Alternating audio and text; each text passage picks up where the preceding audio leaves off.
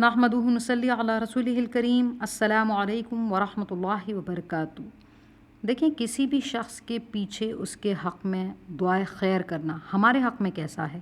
جب کوئی بندہ اللہ سے اپنے کسی بھی بھائی یا بہن کے لیے دعائے خیر کرتا ہے، چاہے وہ کوئی بھی ہو سکتا ہے، جنہیں ہم جانتے ہیں وہ یا جنہیں ہم نہیں جانتے ہیں وہ، جب بندہ کسی اور کے لیے دعا مانگتا ہے تو اس وقت مانگنے والے شخص کے سر کے قریب ایک فرشتہ مقرر ہوتا ہے، اور وہ جب بھی جو بھی دعائیں خیر کرتا ہے اپنے بھائی بہن کے لیے، تو مقرر کیا ہوا فرشتہ ان تمام دعاؤں پر آمین کہتا ہے، اور کہتا ہے فرشتہ، یہی سب کچھ تجھے بھی عطا ہو۔ اللہ اکبر۔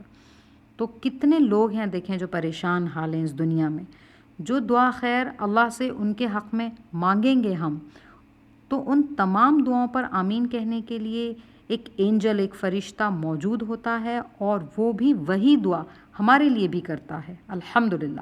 تو دعاؤں میں کنجوسی نہ کریں، اپنے لیے بھی مانگیں اور ان لوگوں کے لیے بھی مانگیں۔ اللہ رب العزت کی طرف سے ایک فرشتہ بھی دعا کرے گا ہمارے ساتھ، الحمدللہ۔ حدیث صحیح مسلم 6929۔ جزاکم اللہ خیرہ، وآخر دعوانا ان الحمدللہ رب العالمین۔